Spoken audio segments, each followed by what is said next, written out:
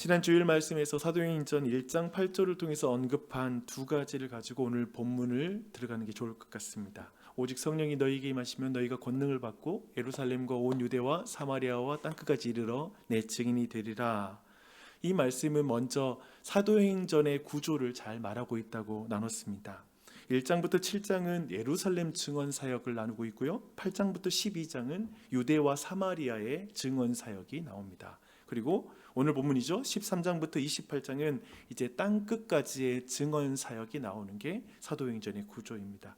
그래서 오늘 본문은 이제 땅끝 증언 사역의 시작을 말하는 본문이거든요. 그래서 굉장히 선교사적으로 굉장히 중요한 전환 본문이 되겠습니다. 근데 지난주 우리가 두 번째로 나눴던 것으로서 지난주에 나눔을 한번 생각해 보면 우리는 예루살렘과 온 유대와 그리고 사마리아와 땅끝 사이에 경계가 있고 그 경계를 우리 스스로의 힘으로 넘어가는 것은 불가능하다라는 이 부분에 대한 말씀을 함께 나눴습니다.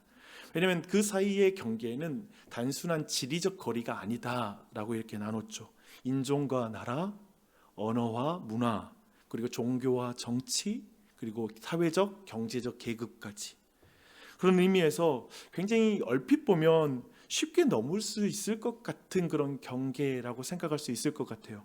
하지만 어떤 의미에서 그 경계는 예루살렘과 사마리아의 어떤 경계, 예를 들면 그런 경계는 지리적 거리보다 불과 한 장의 유리문과 같다는 생각이 들었습니다. 손만 뻗으면 또 닿을 것 같은 그 자리 있잖아요. 하지만 그 문이 잠겨 있으면 그 사이를 유리문이 닫고 있으면 아무리 가까워도 들어갈 수가 없는 것이죠. 지도에서는 국경선이 되게 가느다란 선 하나에 불과합니다. 그러나 실제로는 철조망과 그리고 지뢰밭이 그 안에 깔려 있는 것이죠. 그래서 그 경계를 우리 스스로 넘어가는 게 쉽지가 않습니다. 교회는 이 경계를 어떻게 넘어갔을까라는 걸 우리는 사도행전에서 충분히 볼 수가 있죠. 근데 예루살렘에서 온 유대와 사마리아로 전환은 사실 핍박이 그 경계를 넘어가는 계기였습니다. 그래서 8장 1절에 보면 그날에 예루살렘에 큰 박해가 있었다라고 이렇게 말을 하고 있거든요. 그러니까 스데반의 죽음과 박해로 시작된 흩어짐을 통해서 경계를 넘어가는 게 첫 번째 그 경계 넘어가는 방식이었습니다. 고난이 경계를 넘어가게 만드는 것이죠. 그렇죠? 다음으로 사마리아에서 이방인의 접촉이 10장에서 11장에 나오고 있는데 지난주에 우리가 함께 보았던 본문이었습니다. 고넬료 환상, 베드로 환상, 즉 성령의 어떤 돌발적인 역사를 통하여서 교회가 그 경계를 넘어가는 걸 우리는 지난주에 보았습니다. 어떤 교회가 능동적인 전략을 가져서 그걸 넘어가는 것이 아니라 하나님의 개입에 의해서 밀려 움직여가는 그 방식이 두 번째 경계를 넘어가는 방식이었습니다. 앞에 이 두 단계의 전환의 원인이 뭐죠? 한마디로 말하면 외부적인 압력이 있었다라고 우리는 이렇게 이해할 수 있을 것 같아요. 외부의 압력으로 교회가 경계를 넘어가요. 또 그것이 또 하나님이 일하는 방식이라는 생각이 듭니다. 이제 땅끝으로의 전환은 어떻게 이루어지는지 함께 말씀 보도록 할게요. 13장 1절을 읽겠습니다. 안디옥 교회에 선지자들과 교사들이 있으니 곧 바나바와 니게르라는 시몬과 구레네 사람 루기오와 분봉왕 헤롯의 젖동생 마나엔과 및 사울이라. 우리는 지금 특별히 지금 성경이 강조하는 것처럼 안디옥 교회의 지도자들의 이름을 열거하고 있죠. 근데 그 이름에서 예루살렘과 온 유대와 사마리아와 땅끝 사이에 경계가 무너져 있다는 걸 여러분이 한번 주목할 필요가 있습니다. 바나바는 키프로스 섬 출신의 유대인이죠. 그리고 시므온 니게르는 분명히 아프리카계 유대인일 가능성이 높습니다. 또한 루기오는 북아프리카 출신이라고 말하고 있고요. 또 한편에 마나에는 헤롯과 함께 자라난 젖동생이었다라고 강조하므로 그가 경제적으로 사회적으로 귀족 계급 출신이자 정치적으로는 유대인들에게 매우 배타적인 유대인들이 싫어하는 외부인이었다라는 게 드러나는 그런 인물입니다. 마지막으로 사울은 바로 바리새인이죠. 바울이죠. 그렇죠? 이런 의미에서 이 안디옥 교회의 그 지도자들 안에서 몇몇이 경계를 넘어선 다인종 다문화 리더십이라는 것을 우리는 충분히 안에서 발견할 수가 있습니다. 근데 여러분, 사도행전에서 여러분은 어떤 본문에 제일 놀라십니까? 이거 기적이다라고 생각하면서 놀라는 본문, 많은 본문이 있잖아요. 근데 사실은 이 본문에서 제가 볼 때 예수님의 의도로 본다면 이 본문에서 제일 놀라야 됩니다. 이유를 말씀드릴게요. 여러분, 우리는 교회를 알면 알수록 이 본문에서 좀 멈춰 서게 되죠. 좀 의미를 좀 알게 된다면 이게 어떻게 가능할까 싶을 본문이라는 생각이 듭니다. 왜냐하면 그들이라고 해서 우리와 성정이 다른 존재는 아니기 때문에 우리는 충분히 그런 걸 한번 생각해 보는 것이죠.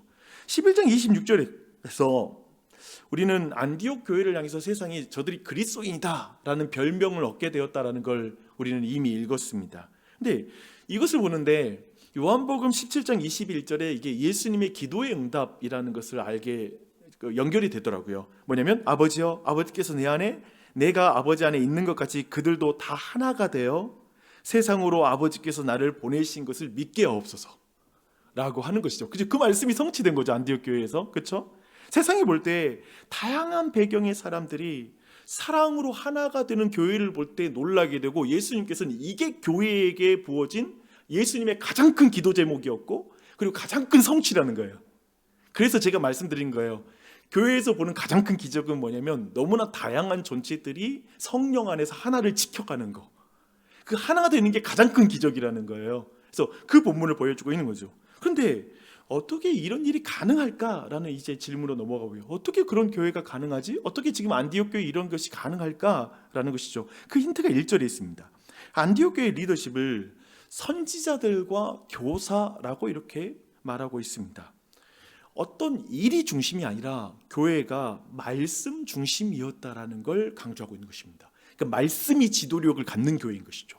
하나님의 말씀, 어느 누구보다도 하나님의 말씀, 곧 예수 그리스도께서 분부하신 그 가르침이 교회의 중심에 있는 거예요.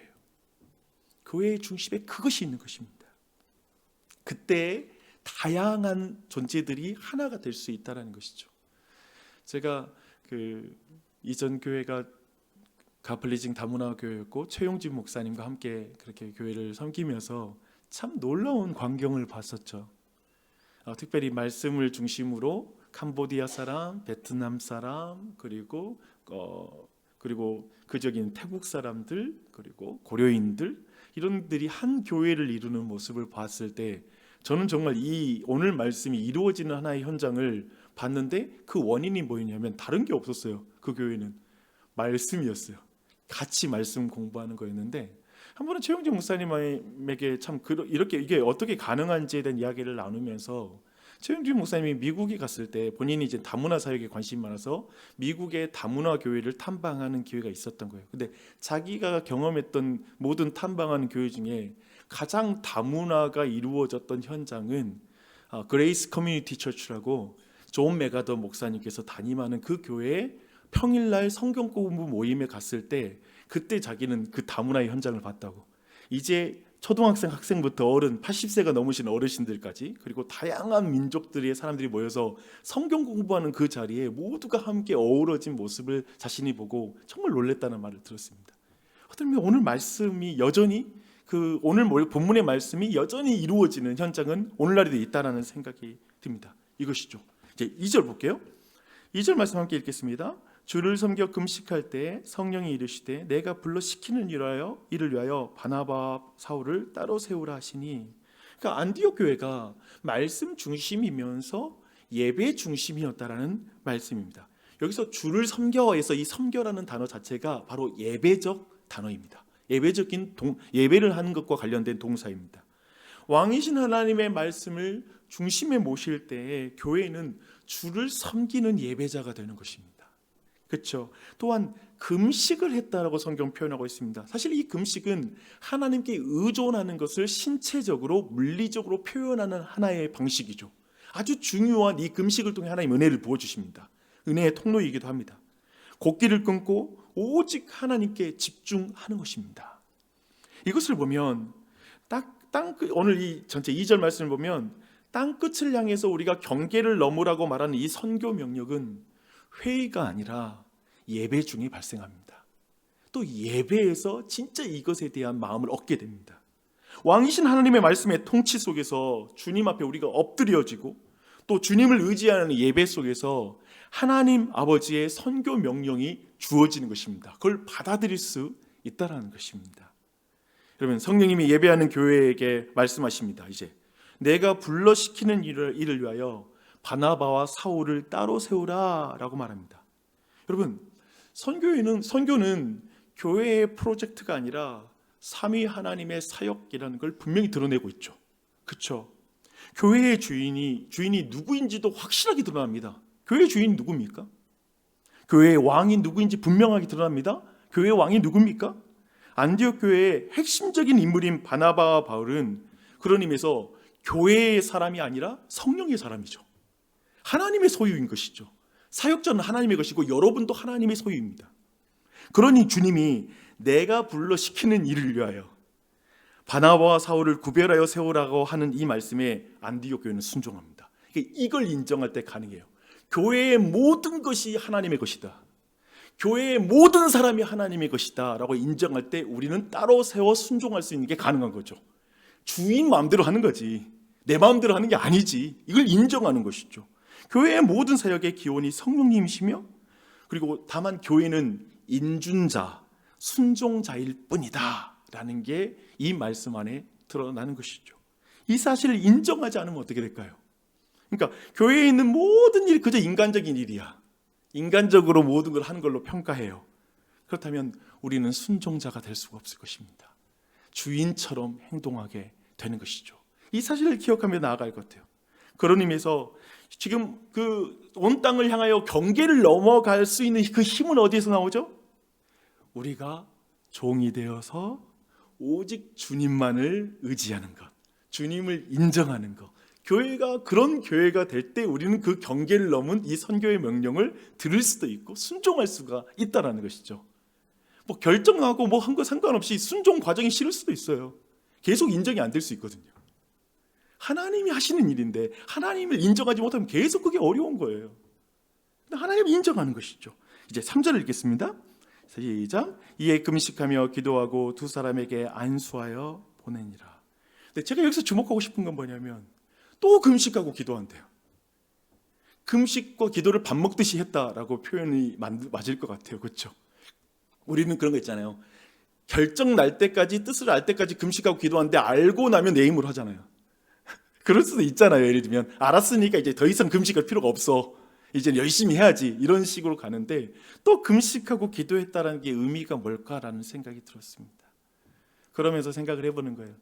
지금 우리 모두가 교회의 분립개척과 그리고 또 한편에서 지금 목회자, 담임 목사님 청빙을 위해서 우리가 기도하는 거, 이 기도하는 시간을 갖는 것은 바로 이 의미와 다 있다고 믿습니다. 아멘. 아멘. 주님을 더 의지하고 주님으로부터 능력으로만 이 모든 것을 행할 수가 있는 것이죠. 그리고 안수합니다. 안수는 능력을 부여하는 게 아니라 이제 이들을 따로 세웁니다. 주님이 이들을 따로 부르셨습니다라는 걸 인정하는 그러한 것입니다. 이제 말씀을 정리하겠습니다. 여러분, 경계를 넘는 것, 그리고 우리가 선교의 명령에 순종하는 것, 그것은 오직 성령님이 주체라는 사실을 잊지 마십시오. 우리가 주체가 아닙니다. 성령님이 주체이십니다. 주인이십니다. 그 경계를 넘는 힘도 인간의 결단이 아니라 성령의 명령으로 이루어지는 것입니다. 제가 이 부분을 보면서 딱 감동이 됐던 인물은 빌립이에요. 빌립이 성령을 감동을 받아서 너 광야로 가 그러잖아요. 근데 사실 이해가 안 되는 거잖아요. 저는 근데 순종을 하잖아요. 제가 이걸 보면서 뭘 깨달았냐면 1차 원인이 있다. 순종의 원인. 그 뭐냐면 하나님이 말하니까 이유도 모르고 가는 거. 광야로. 광야 가서 뭐예요? 지금 사역 잘 되고 있는 사마리아에 머물러 있어야 되는데 가라니까 가는 거예요. 왜냐하면 주인이 가라니까 순종하는 거예요. 그럼 놀랍게도 가서 2차 원인을 압니다. 가보니까 간다게, 즉 에디오피아 내시 간다기가 지나치는 걸 거기서 아는 거예요. 제가 깨닫는 것은 이거예요. 항상 교회의 모든 일과 하나님 나라의 모든 일은 먼저 하나님이라는 1차 원인으로 우리는 순종을 시작한다는 거예요. 그리고 진짜 이유는 그 순종한 자리 현장에 가야 하는 거예요. 우리는 이렇게 할 수 있다는 거예요. 지금 전체 계획이 어떻게 되죠? 전체 마지막까지 어떤 계획이 있고 어떤 위험성이 어떻게 대비가 됐고 어떻게 다 되고 어떤 가능성이 다 있죠? 전체의 모든 것의 이유를 다 알아야지 움직일 수 있는 우리의 존재일 수 있다는 거예요. 그게 아닌 거예요. 교회와 그리고 우리의 삶은 하나님이 말씀하시면 우선 순종하는 거예요. 그리고 그 순종한 나는 그 자리에서 그걸 이해하는 거예요. 제가 볼 때 교회가 경직되지 않고 놀라운 성령의 역사가 나는 역동성이 나타나는 모든 것은 이 부분에 굉장히 중요합니다. 성령이 인도하심도 성령의 주체이고, 그러면서 경계를 넘는 모든 힘도 우리 결단이 아니라 성령의 명령인 것이죠. 그리고 또한 기억하십시오. 예배 없는 선교는 활동주의일 것입니다. 선교 없는 예배는 자기 만족에 지나지 않는 어떤 종교 생활일 것입니다. 잊지 마십시오. 나주의 신장로교회는 예배가 중심인, 그리고 정말 그 예배 가운데 그 놀라운 하나님의 어떤 부으심 가운데, 은혜의 부으심 가운데 하나님의 명령을 듣는 교회, 선교가 일어나는 그런 교회가 될 줄 믿습니다. 그렇게 나아감으로 말미암아 교회의 본질은 그것이죠. 자기를 보존하는 것이 아니라 파송하는 것. 우리에게 끝물을 내어주는 게 아니라 우리의 첫물을 내어줄 수 있는 교회가 되는 것. 가장 귀한 것, 바나바와 바울을 기꺼이 그 선교 사역에 나아갈 때 그 일 가운데 파송할 수 있는 교회가 되는 것. 그 교회가 바로 교회의 본질적인, 즉 보존 기관이 아니라 성령의 사역에 참여하는 몸이다, 나누는 것이다 라는 걸 우리가 깨닫게 됩니다. 주 안에 사랑하는 여러분, 분립도 그리고 모든 담임 목사님 창빙하는 과정들도 무엇보다도 여러 가지 여러분이 어떻게 생각할지 모르겠어요. 그러나 중요한 건 이거예요. 하나님이 하신 일이에요. 그리고 그걸 우리가 믿는 거예요. 그리고 그 가운데 하나님이 어떤 일을 하실지를 기대하는 거예요. 기도하는 거예요. 계속해서 기도하고 금식하며 나아가는 것이죠.